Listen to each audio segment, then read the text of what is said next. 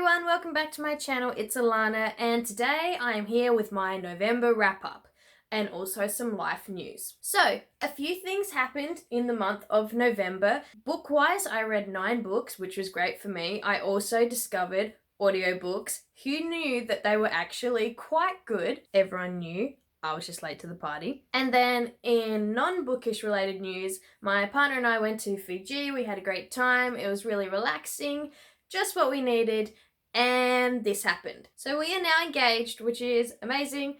Very, very happy. And in typical bookworm fashion too, I was just trying to read my book, and he kept on trying to get me to start getting ready for dinner, you know, try and do the romantic thing.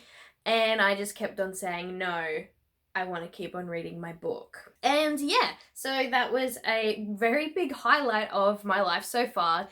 So thank you for November for that. I think I'm nearly an adult. I'm not quite sure. Maybe I'm like 79% there. So yeah, some pretty big milestones in the month of November, while also an amazing reading month. So without further ado, let's get into that. As I've been doing the last couple of months, I will be telling you my least favorite book to my favorite book of the month. So this month we are kicking it off with From Twinkle with Love by Sandhya Menon. So this is from the author that wrote When Dimple Met Rishi, which is a book that I would like to read. In this book though, we follow the main character Twinkle as she is in high school going through her life and has her dreams of becoming a director. She also wants to further her social standing in high school, which I found as a sort of relatable aspect of the book. And when I say that, I just mean, like, I don't think anyone in high school is ever completely comfortable with where they stand. I think that's part of being a teenager and experiencing all your first for the first time. And I liked how this book reflected that aspect. And yeah, I ended up giving this book 3 stars, mainly because it felt very predictable. Now, I don't know if this is just because my reading tastes are changing and I used to read a lot more YA contemporary than what I do now, but yeah, this book was predictable and it was nice where the story went. That was good, but I think it could have done with a little bit more fleshing out in places. It also didn't help that the main protagonist, Twinkle, was slightly unlikable, or at least I found her to be that way. I think it's a reflection of her trying to like climb the social ladder and the cutthroat nature of that, but there were times in this where I just felt like the character wasn't legit enough. I don't know, just being in those situations, she was very rash. I will say that Sahil, one of the love interests in this, was a very enjoyable character. I loved him. He was the saving quality of this book for me. He was very supportive of the main character and was just a pure little bundle of boyish teenager, and I loved that part. Another thing that this book did have in its favor was the whole outgrowing old friendships and incorporating new ones, and the ebb and flow of that in high school and how that all happens. And I found that to be a good, authentic representation of high school life. And it was also heartbreaking at times, and I think that's because it felt true. So yeah, this book got 3 stars from me. Wasn't my favorite, was easy to read, but very predictable. The next book I have for you is Back After the Break by Usha Ginsburg.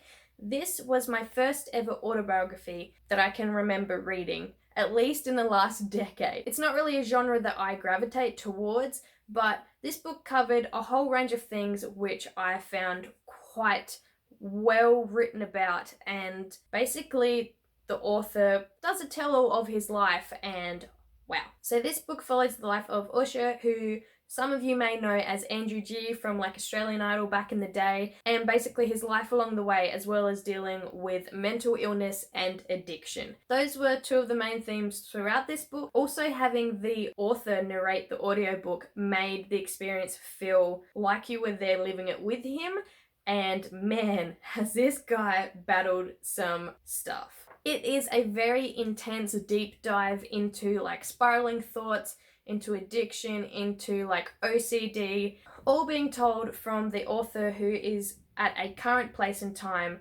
feeling rather stable and loved. And yeah, I found it interesting. Autobiographies aren't really my type of genre. I don't know if I'll be picking up another one in a rush, but I do feel like reading it via the audiobook was a great way to go because I actually consumed it. Overall, this one got a 3.5 stars from me. There are a few things that I picked up in this book that I felt like I could use in my everyday life just to help in certain situations, so I really like that aspect. The next book I picked up was actually part of my Tome Topple TBR, and that was The Crow Girl by Erik Axel Sund. Erik Axel Sund is actually two authors, and they have different backgrounds, but they come together to write certain books, and this is one of them. And you may have heard me saying that this is like a real psychological head screw type of horror, and it is. It's not something that I would usually pick up, but like I said, I picked it up for Tome Topple, where I had to read books over 500 pages, and this had been on my TBR for the longest time, and it's actually on loan from one of my friends, so I had to get it done. And I'm very thankful for Tome Topple because it made me read this. So this book is told through multiple points of view, two of those being Sophia, who is a psychologist, and also Jeanette, who is a detective. It all sort of kicks off when this mummified body is found, and the Stockholm Police Department basically have to discover what's happened, who's killed them, and all of that good stuff. There are lost identities, secret rituals, and this is not something that I would usually pick up, and it actually gave me nightmares because some of this was quite horrific to read. But if you're into the genre, I do think that this book was well written through the shifting perspectives and also through like the shifting time zones as well. And by time zones, I mean time jumps, because the narrative is not really chronological. It jumps all over the place a little bit, but it is pieced together really, really well. And I feel like I can admire the book for doing that. So like I said, this isn't something that I would normally pick up. I did enjoy this sort of mystery thriller element to it, but I didn't enjoy the horror so much in it. But that's just my own personal preference. And this one ended up getting 3.5 stars from me just because of how well the story was put together. Like, if these authors wrote something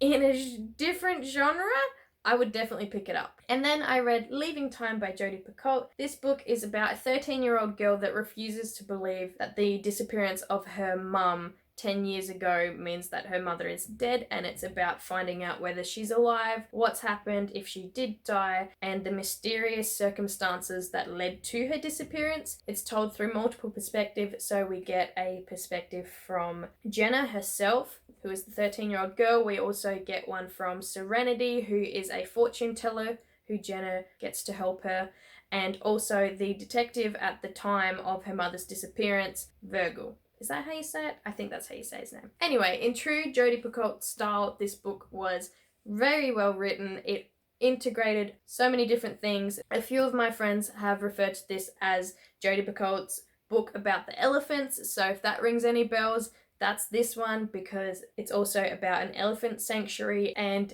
I really love the aspect of this book. And I love the aspect too of the whole, like, when you form your own families from those around you. So I loved how Virgil and Serenity ended up wanting to help her, even though it was reluctantly at first. One thing that I do think could have been more fleshed out in this book is the mental health rep in it. I just feel like the way it was used was a bit more like a plot device rather than a well fleshed out, trying to understand why aspect. It just felt a bit like this person behaved like this because mental illness. So that was one area that I think could have been worked on a little bit more, but it still didn't impact my enjoyment of the book. There is a twist in this book somewhere. I'm not going to tell you where. I'm not going to tell you what it is. I'm not 100% sure if I loved it or not though. And because of that, this book gets 3.5 to 4 stars for me. I haven't quite decided. I still really enjoyed it, and it was very easy to read and consume,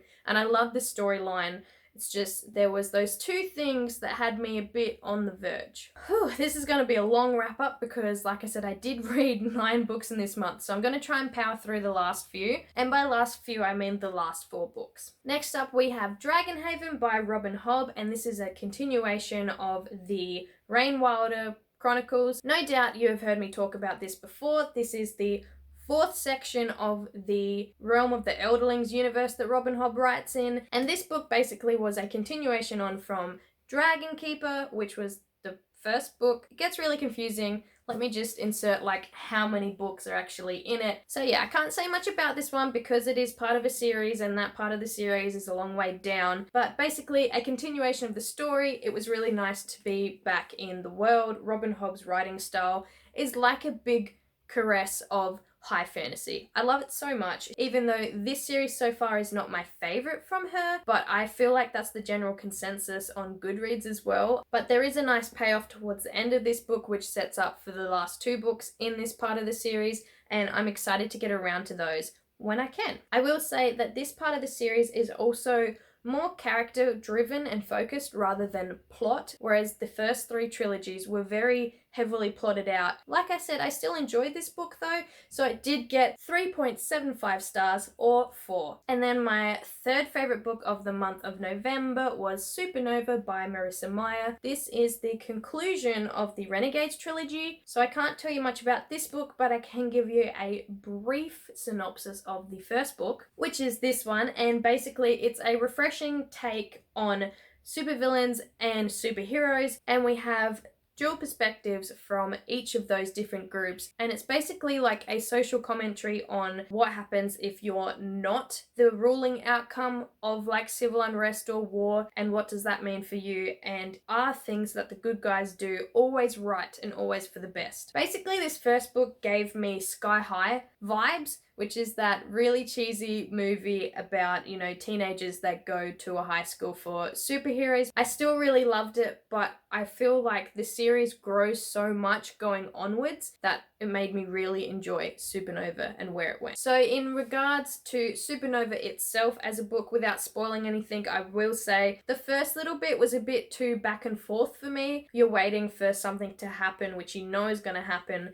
but it gets teased out a little bit, which still the anticipation for that was built up really, really well, and I did enjoy that, but I was also like, are we nearly there yet? And then there's that epilogue at the end. What the hell? What does it mean? I need the answers now, but I don't know if we will get any soon. It blew my mind, and it was meant to do that, but now I'm just confused, and I feel like the epilogue did sort of change my opinion and my rating of the book because it left me reeling a little bit and left me wanting more. So overall, this one got a 4 or a 4.5 stars from me. It was a great conclusion to the trilogy, and Marissa Meyer, her writing style is just a comfort, and I love her books so very much. Speaking of third books in trilogies and wrapping things up, I also finished The Toll by Neil Shusterman. This is the third book in the Arc of the Scythe trilogy, and what a ride this was. So again, I don't want to spoil anything, so just quickly, Scythe is a book based on the idea of a utopia and what happens when humankind basically works out how to overcome death and disease. Because the human race has overcome death in this utopia, humanity has also had to come up with a way to not overpopulate the earth and basically keep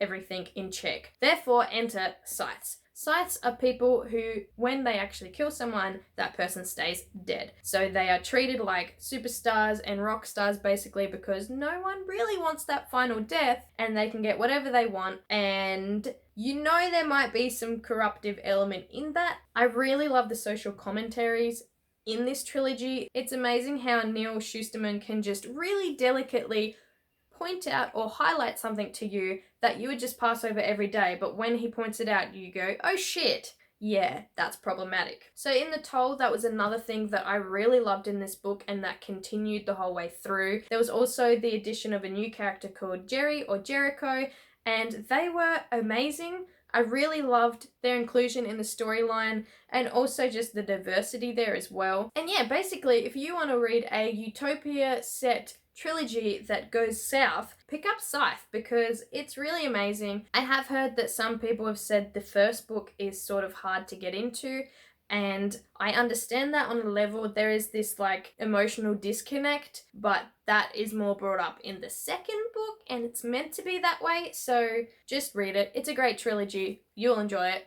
Trust me. And then my second favorite book of the month was The Place on Dalhousie by Marlena Machetta. This was my first ever audiobook and it was amazing. It's also not very clear in the blurb that this book is a continuation of Saving Francesca and the Piper's Son, but it is. It's just more of a time jump after those stories. There's a great sense of setting of Sydney and then up the coast, and this author just knows how to tell a story and how to tell it well. This is also told in dual perspectives, and that's probably one of the reasons why I enjoyed it so much, considering I love when there are multiple points of view in a story, just because you get so many more facets of, you know, everyone's own truth. I especially love the inclusion of Marcia and her role in the story because my heart just hurt and wept for her and her situation and how she tied in with the family dynamic, and oh, so good. There was also something that threw me off a little bit, and that was the time jump that happened sort of close to the start, which needed to happen, I know, but also I don't know if it was just because I was listening to it via audiobook